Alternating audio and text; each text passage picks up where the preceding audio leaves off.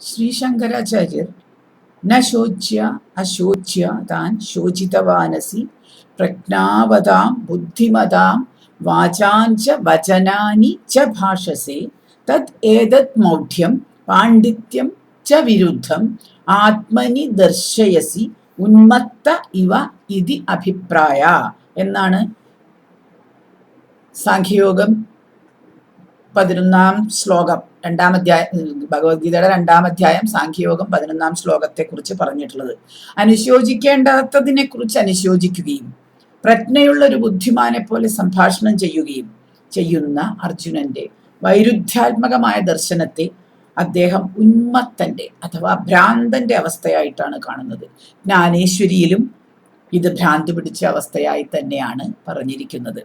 ഭഗവത്ഗീതയുടെ ബീജ ശ്ലോകമാണ് ഇത്.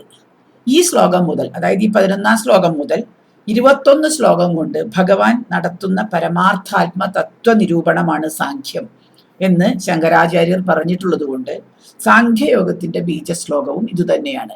അപ്പൊ ഗീതയുടെയും സാഖ്യയോഗത്തിന്റെയും രണ്ടിന്റെയും ബീജശ്ലോകമായിട്ടാണ് ഈ 11-ാം ശ്ലോകത്തെ ശങ്കരാചാര്യർ കണ്ടിരിക്കുന്നത്. ശരീരത്തിന്റെ മരണം അനുശോചിക്കേണ്ടാത്ത ഒന്നാണ്, എങ്കിലും അതിൽ സാധാരണ മനുഷ്യൻ അനുശോചിക്കുന്നു. അതേസമയം പ്രജ്ഞാവാദിയെ പോലെ സംസാരിക്കുകയും ചെയ്യുന്നു. ഈ വൈരുദ്ധ്യാത്മകത ഉന്മത്താവസ്ഥയാണ്. എങ്കിലും ഈ ഉന്മത്താവസ്ഥയിൽ നിന്നുകൊണ്ടല്ലാതെ യാതൊരു തത്വശാസ്ത്രവും ജനിക്കുകയുമില്ല. ബുദ്ധന്റെ അവസ്ഥയിലാണ് വാസ്തവത്തിൽ ഇപ്പോൾ അർജുനൻ. ജരാനര ബാധിച്ച ശരീരങ്ങളുടെ മരണാവസ്ഥയിൽ അനുശോചിച്ച് സത്യം അന്വേഷിച്ചിറങ്ങിയ സിദ്ധാർത്ഥകുമാരന്റെ ഉന്മത്താവസ്ഥയാണത്. അവന്റെ അന്വേഷണം നിർവ്വാണത്തിൽ എത്താതെ അവസാനിക്കയില്ല. ആരും മരിക്കാത്ത ഒരു ഭവനത്തിൽ നിന്ന് കടുക് വാങ്ങി വന്നാൽ കുഞ്ഞിനെ ജീവിപ്പിക്കാം എന്ന് ഒരമ്മയോട് പറയുന്ന സ്ഥിതിവിശേഷത്തിലേക്ക് അത് ബുദ്ധനെ നയിച്ചു. ശരീരത്തിന്റെ മരണം സാർവത്രികമായ പ്രതിഭാസമാണ് എന്നും അതിൽ അനുശോചിക്കേണ്ടതില്ലെന്നും മനസ്സിലാക്കാൻ ദുഃഖത്തിന്റെ വേരു തേടിയ പ്രയാണം സഹായിക്കുന്നു. ഈ അതിപ്രധാനമായ മർമ്മഭാഗത്ത് സ്പർശിച്ചുകൊണ്ടാണ് ഭഗവത്ഗീതയുടെ ബീജശ്ലോകം ആരംഭിക്കുന്നത്. സാഖ്യയോഗത്തിന്റെ ബീജശ്ലോകവും ആരംഭിക്കുന്നത്. ഭഗവത്ഗീതയുടെ സന്ദേശം അഹിംസയുടെയും സർവലൗകികമായ സ്നേഹത്തിന്റെയും സന്ദേശമാണ്. ഹിംസയുടെയും മത്സരത്തിന്റെയും കുരുക്ഷേത്ര ഭൂമിയിൽ വെച്ചല്ലാതെ ആ സന്ദേശം കൊടുക്കുക സാധ്യമല്ല. ആ കുരുക്ഷേത്ര ഭൂമി ഈ പ്രപഞ്ചം തന്നെയാണ്. ഇവിടെ മതമാത്സര്യങ്ങൾ കൊണ്ട് പൊറുതിമുട്ടിയ സഹോദരന്മാർ തമ്മിലടിച്ചു തകരുന്ന ദാരുണ കഥ അനുദിനം ആവർത്തിക്കപ്പെടുകയാണ്. അത്തരം ഒരു കർമ്മഭൂമിയിൽ വെച്ച് സാർവലൗകികമായ ഒരു സ്നേഹത്തിന്റെ സന്ദേശം നൽകുന്നതും വൈരുദ്ധ്യാത്മകം എന്ന് തോന്നിച്ചാൽ പോലും അനുപേക്ഷണീയമായ ഒരു കർത്തവ്യമാണ് ഒരു നല്ല മനുഷ്യനെ സംബന്ധിച്ചിടത്തോളം. അതിനാൽ സന്ദേശം നൽകാനുള്ള ഉന്മത്താവസ്ഥയിൽ ആണ് ഭഗവാൻ, സന്ദേശം വാങ്ങാനുള്ള ഉന്മത്താവസ്ഥയിലാണ് അർജുനൻ. നരനാരായണന്മാർ പരസ്പര പൂരകങ്ങളായ മാനസികാവസ്ഥകളിൽ നിൽക്കുന്നു. എടുക്കാനും കൊടുക്കാനും തയ്യാറായ മനോബുദ്ധികളോടുകൂടി പാണ്ഡിത്യത്തിന് വിരുദ്ധമായ മൗഢ്യം സംഭവിക്കുകയും പണ്ഡിതന്മാരെ പോലെ സംസാരിക്കാൻ ആരംഭിക്കുകയും ചെയ്യുന്ന വൈരുദ്ധ്യാത്മക ഭൗതികവാദം, ദ ഡയലക്റ്റിക്സ്, യഥാർത്ഥമായ പ്രജ്ഞയല്ല. പ്രജ്ഞയിലേക്ക് നയിക്കുന്ന ഇടവേളയിലെ ഉന്മത്താവസ്ഥ മാത്രമാണ്. നാം ഇന്ന് ജീവിക്കുന്ന കാലഘട്ടവും ഈ ഇടവേളയിൽ കൂടെ, ഈ ബാഡോ എന്ന് പറയുന്ന ഈ ഇടവേളയിൽ കൂടെ കടന്നു പോയിക്കൊണ്ടിരിക്കുകയാണ്. വരാനിരിക്കുന്ന ശ്ലോകങ്ങളിൽ യഥാർത്ഥ പ്രജ്ഞയുടെ ലക്ഷണങ്ങൾ വ്യക്തമായി പ്രതിപാദിക്കുന്നുണ്ട്. ഈ ബീജശ്ലോകത്തിൽ തന്നെ തൻ്റെ ദൗത്യത്തിന്റെ ഏകദേശ രൂപം വ്യക്തമാക്കാൻ ഭഗവാന്, അതായത് കവിക്ക്, വ്യാസഭഗവാന് സാധിക്കുന്നുണ്ട്. 20-ാം നൂറ്റാണ്ടിലും ഭഗവത്ഗീതയ്ക്ക് ഒരു ഭാഷ്യം ചമയ്ക്കുന്നതിന്റെ പ്രസക്തിയെക്കുറിച്ച് അല്പം ചിന്തിക്കേണ്ടതുണ്ട്. കാലത്തെ കടന്നു നിൽക്കുന്നതാണ് ഗീതയുടെ പ്രതിപാദ്യം. അർജുനൻ ചെയ്തതുപോലെ മൗഢ്യത്തോടുകൂടി ഇരിക്കുകയും പണ്ഡിതന്മാരെ പോലെ സംസാരിക്കുകയും ചെയ്യുന്ന വൈരുദ്ധ്യാത്മക ഭൗതികവാദികളാൽ ഈ ഭൂതലം നിറഞ്ഞിരിക്കുകയാണ് ഇപ്പോൾ. അവർ അർജുനന്റെ അവസ്ഥയിലാണ്. അവർക്ക് ഒരു ഗീതയുടെ ആവശ്യം ഉണ്ട് എന്നുള്ളതാണ് ഇന്നത്തെ പ്രസക്തി. ഇത് വർഷങ്ങൾക്ക് മുമ്പ് വൈദ്യശാസ്ത്രം എന്ന് പറയുന്ന ഒരു മാസികയുടെ 25-ാമത്തെ ലക്കത്തില് അവരെനിക്ക്, ആ വൈദ്യശാസ്ത്രക്കാരെ എനിക്ക് അയച്ചു തന്നതാണ്. ഞാൻ വരുത്തിയിരുന്നതല്ല, അവരെനിക്ക് അയച്ചു തന്നതാണ് ഇതിനെപ്പറ്റി ഒരു അഭിപ്രായം പറയാൻ വേണ്ടിയിട്ട്. അങ്ങനെയാണ് ഞാനത് കാണുന്നത്. അതില് പേജ് 9-10 നമ്മളുടെ പ്രസിദ്ധനായ കവി സച്ചിദാനന്ദന്റെ ഒരു എഴുത്തുണ്ടായിരുന്നു. അതിൽ അദ്ദേഹത്തിന്റെ വാക്യങ്ങളെ ഒന്ന് വിശ്ലേഷണം ചെയ്ത് 2 സെറ്റുകളായിട്ട് തിരിച്ച് ക്രമത്തിൽ എഴുതിക്കൊണ്ടാണ് ഞാൻ ഈ വൈരുദ്ധ്യാത്മക ഭൗതികവാദത്തിന്റെ ഇന്നത്തെ നിലപാട് ഞാൻ വ്യക്തമാക്കാൻ ഈ ഭഗവത്ഗീതയുടെ വ്യാഖ്യാനത്തിൽ ഞാൻ ശ്രമിച്ചിട്ടുള്ളത്. അത് അന്ന് 90s ഈ പുസ്തകം വന്നിട്ടുള്ളത്. അന്നാണ് ഞാൻ ഇത് എഴുതാൻ തുടങ്ങിയത്. ഈ ഭഗവത്ഗീത എഴുതിയതും അന്നാണല്ലോ. അപ്പൊ അന്ന് ആ സമയത്ത് ഇവർ അയച്ചു തന്നപ്പോൾ അങ്ങനെ വെച്ചിട്ടാണ് ഞാനിത് ഈ ശ്ലോകം ആദ്യമായിട്ട്, കാരണം ഡയലക്റ്റിക്സ് വ്യാഖ്യാനിക്കാൻ ആ എഴുത്ത് വളരെ ഉപകരിക്കുമെന്ന് എനിക്ക് തോന്നിയത് കൊണ്ടാണ് ഞാൻ അത് വെച്ച് വ്യാഖ്യാനിക്കാൻ ആരംഭിച്ചത്. ഇങ്ങനെ തുടങ്ങുമ്പോൾ ആളുകളുടെ വിചാരം അദ്ദേഹത്തിനോട് എതിർപ്പുണ്ട്. എതിർപ്പല്ല അത്. ഒരു വ്യക്തി ഒരു അഭിപ്രായം പറയുമ്പോൾ വളരെ കൺസ്ട്രക്റ്റീവായ രീതിയിൽ അഭിപ്രായങ്ങളെ നമ്മുടെ അഭിപ്രായ വ്യത്യാസങ്ങൾ രേഖപ്പെടുത്തുക എന്നുള്ളത് ഒരു വ്യക്തിയോടുള്ള വിദ്വേഷമോ വെറുപ്പോ അല്ല. അത് പക്ഷെ പലർക്കും അത് അറിയില്ല. അതുകൊണ്ട് ഞാനിത് എടുത്തു പറയുന്നത് ഇങ്ങനെയാണ് ഞാൻ തുടങ്ങിയത് എന്നുള്ളത് കൊണ്ട് എനിക്ക് ഏതെങ്കിലും പ്രത്യേകമായ വ്യക്തിവൈരാഗ്യം അദ്ദേഹത്തോട് ഇല്ല എന്ന് മാത്രമല്ല, അദ്ദേഹത്തിന്റെ ആ എഴുത്ത് എനിക്ക് ഇങ്ങനെ ഇത് തുടങ്ങാൻ സഹായകമായി എന്നുള്ളത് കൂടിയാണ് ഞാൻ അവിടെ എടുത്തു പറയുന്നത്. ഇനി ഇദ്ദേഹത്തിന്റെ 2 സെറ്റായിട്ട് വെച്ചു എന്ന് പറഞ്ഞല്ലോ. അദ്ദേഹത്തിന്റെ ഒന്നാമത്തെ സെറ്റിൽ അദ്ദേഹത്തിന്റെ അഭിപ്രായങ്ങൾ 8 എണ്ണമാണ്. 1, ഞാൻ പ്രപഞ്ചത്തെ അനുഭവിക്കുന്നു. 2, ഞാൻ നിഗൂഢതകളിൽ വിസ്മയിക്കുന്നു. 3, ഞാൻ ആഹ്ലാദവും ഖേദവും അറിയുന്നു. 4, ഞാൻ മറ്റു മനുഷ്യരിലേക്കും മരങ്ങളിലേക്കും പുഴകളിലേക്കും സഞ്ചരിക്കുന്നു, ഔട്ട്വേർഡ് ആയിട്ടുള്ള ജേണി. 5, ഞാൻ രതിയും വിരക്തിയും ഏറ്റുവാങ്ങുന്നു. 6, ആത്മാവായി ഞാൻ സ്വയം സങ്കല്പിക്കുന്നു. 7, ഈ കർമ്മങ്ങൾ ചെയ്യുന്നത് എൻ്റെ ശരീരം കൊണ്ടാണ്.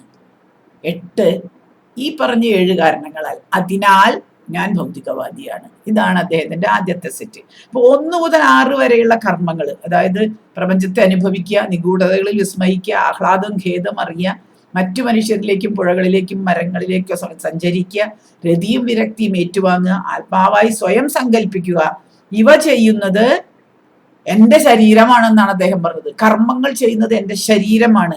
ആ ശരീരത്തെയാണ് ഞാൻ എന്ന് വിളിക്കുന്നത്. അതുകൊണ്ട് ഞാൻ ഭൗതികവാദിയാണെന്നാണ് അദ്ദേഹം പറഞ്ഞത്. വളരെ ശ്രദ്ധിക്കണം ഈ വാക്കുകൾ. ശരീരത്തിൽ ആത്മാവിനെ അധ്യാസം ചെയ്യുക എന്ന കർമ്മവും ശരീരിയായ ഞാൻ ചെയ്യുന്നു എന്ന് അദ്ദേഹം കരുതുന്നു. ഞാൻ ശരീരം മാത്രമാണ് എന്ന ഭൗതികവാദത്തെ സ്വീകരിച്ചുറപ്പിച്ച ശേഷം അദ്ദേഹം 2ാമത്തെ ഭാഗത്തേക്ക്, അതായത് 2ാമത്തെ സെറ്റായിട്ട് ഞാൻ അതിനെ വിശ്ലേഷിക്കുകയാണ്. ആ 2ാമത്തെ സെറ്റിലേക്ക് കടക്കുകയാണ്. ആ 2ാമത്തെ സെറ്റിൽ പറയുന്നത്, 1, ധ്യാനാവസ്ഥ, അശരീര അവസ്ഥ എന്നിവയും എൻ്റെ ശരീരത്തിന്റെ അവസ്ഥകളാണ്. ശ്രദ്ധിക്കണം, അദ്ദേഹത്തിന്റെ ധ്യാനവും അദ്ദേഹത്തിന്റെ അശരീര അവസ്ഥയും അദ്ദേഹത്തിന്റെ ശരീരത്തിന്റെ അവസ്ഥകളാണ്. 2, ശരീരം മൃണ്മയം എന്നും ജഡവസ്തു എന്നും കരുതുന്ന ദർശനങ്ങൾ ഹിംസയാണ് ചെയ്യുന്നത്. അതിലൊരു ഒരു വാക്ക് അതില് വാസ്തവത്തിൽ പറയാണ് ഇൻവോൾവ് ആണ്. ശരിക്ക് ഉള്ളിൽ കൂടെ വായിച്ചാൽ അതിൽ വേറൊരു അർത്ഥമുണ്ട്. ശരീരം മൃണ്മയമല്ലാത്ത ചൈതന്യ വസ്തുവാണ് എന്ന് കരുതുന്ന ദർശനങ്ങളിലാണ് അഹിംസയുള്ളത് എന്നുള്ളത് ആ വാക്ക് തന്നെ ഉൾച്ചേർന്ന് കിടക്കുന്നുണ്ട്. നമ്മൾ in between the lines read ചെയ്യാന്ന് അവിടെ കിടക്കുന്നുണ്ട്. അത് ശരീരത്തിന് വെളിയിൽ ആത്മാവിനെ പ്രതിഷ്ഠിക്കുന്ന ദ്വൈതവാദങ്ങളെ ഞാൻ നിഷേധിക്കുന്നു എന്നാണ് അദ്ദേഹം പറഞ്ഞിട്ടുള്ളത്. അപ്പോ ശരീരത്തിൽ ആത്മാവിനെ പ്രതിഷ്ഠിക്കുന്ന അദ്വൈതവാദത്തെ ഞാൻ നിഷേധിക്കുന്നില്ല എന്ന് അവിടെ തന്നെ ധ്വനി ഉണ്ടല്ലോ. ശരീരം മരിച്ചാൽ ആത്മാവ് മരിച്ചു എന്ന് സമ്മതിക്കാനുള്ള ധീരത നാം കാണിക്കണം എന്നാണ് അദ്ദേഹം പിന്നെ പറഞ്ഞിരിക്കുന്നത്. അതിനെക്കുറിച്ച് നമുക്ക് പിന്നീട് പറയാം. നാം, അതായത് ശരീരങ്ങളായ നാം ഭൗതിക പ്രപഞ്ചത്തിൽ വിലയിക്കുന്നു. ഭൗതിക പ്രപഞ്ചം മണ്ണും ജലവും ചേർന്ന് മൂർത്തിമത്തായ മൃണ്മയ പ്രപഞ്ചമാകയാൽ അതിൽ വിലയിക്കുന്ന നമ്മുടെ ശരീരവും മൃണ്മയമാകണം എന്ന് ഇൻഡയറക്റ്റ് ആയിട്ട് അവിടെ അംഗീകരിക്കുകയാണ്. ശരീരം മരിച്ചാൽ ആത്മാവ് അതിജീവിക്കുകയില്ല. അതൊക്കെ അദ്ദേഹം പറയുന്നതാണ് കേട്ടോ. 6ാമത്തെയാണ്. ശരീരം മരിച്ചാൽ ആത്മാവ് അതിജീവിക്കുകയില്ല, എന്നാൽ ശരീരത്തിന്റെ ചേഷ്ടകൾ അവശേഷിക്കുന്നു. വാക്ക് ഒരു ചേഷ്ടയാണ്. ഇതാണ് അദ്ദേഹം പറഞ്ഞിരിക്കുന്നത്. വാക്ക് ചേഷ്ടയാണ്, ശരീരത്തിന്റെ ചേഷ്ടയാണ് വാക്ക് എന്നാണ് അദ്ദേഹം വിചാരിക്കുന്നത്. പിന്നെ ശരീരം ഒരു തടവറയിലാണ് എന്ന് അദ്ദേഹം പറഞ്ഞിരിക്കുന്നു.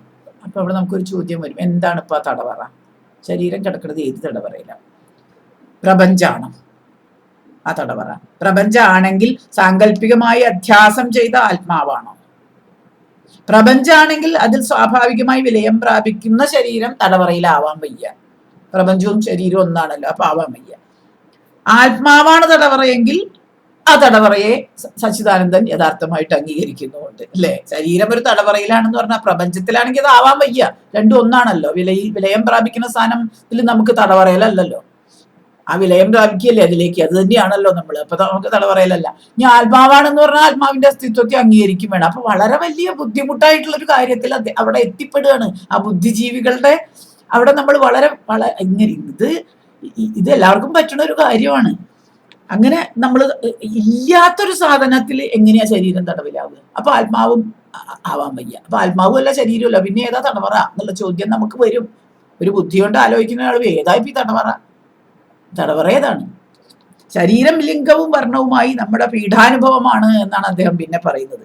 ശരീരത്തെ വിപ്ലവങ്ങൾ മോചിപ്പിക്കണമെന്നും, ശരീരം ആണ് ഞാൻ എന്ന് പറഞ്ഞിട്ട് പിന്നെ ആ ശരീരം ലിംഗവും വർണ്ണവുമായ നമ്മുടെ പീഠാനുഭവമാണ് എന്ന് ഒരേ ആള് പറയാണ്. ആ ശരീരത്തെ വിപ്ലവം മോചിപ്പിക്കണം എന്നും. എവിടെ നിന്നാണ് മോചിപ്പിക്കേണ്ടത്? എന്തിൽ നിന്നാണ് മോചിപ്പിക്കേണ്ടത്? ആരിൽ നിന്നാണ് മോചിപ്പിക്കേണ്ടത്? പ്രപഞ്ചത്തിൽ നിന്നാണോ മോചിപ്പിക്കേണ്ടത്? അങ്ങനെയാണെങ്കിൽ ഒരു വിപ്ലവവും കൂടാതെയും സാധാരണ സ്വാഭാവികമായ ഗതിയിൽ ശരീരത്തിന്റെ മരണം സംഭവിക്കും എല്ലാവർക്കും. അപ്പൊ നമ്മൾ മോചിതരായിക്കോളും സ്വാഭാവികമായിട്ട്, ആരും മോചിപ്പിക്കേണ്ട ആവശ്യമില്ല. ഇനി അഥവാ ആത്മാവിൽ നിന്നാണെന്നുണ്ടെങ്കിൽ ആത്മാവ് സാങ്കല്പികമായ ഒന്നല്ല, യാഥാർത്ഥ്യമാണ് എന്ന് ഇൻഡയറക്റ്റായി സമ്മതിക്കേണ്ടി വരും. അത് രണ്ടുമല്ല, പിന്നെ എന്തിനായി മോചിപ്പിക്കേണ്ടത്? ആരിൽ നിന്നായി മോചിപ്പിക്കേണ്ടത്? അവനവനിൽ നിന്ന് തന്നെയാണ് മോചിപ്പിക്കേണ്ടത്. അപ്പൊ ആ അവനവൻ ആരാ? അപ്പൊ ആ ശരീരത്തിനെ മോചിപ്പിക്കുന്നത് ശരീരം തന്നെ ആവാൻ പറ്റില്ലല്ലോ, സംബഡി എൽസ്.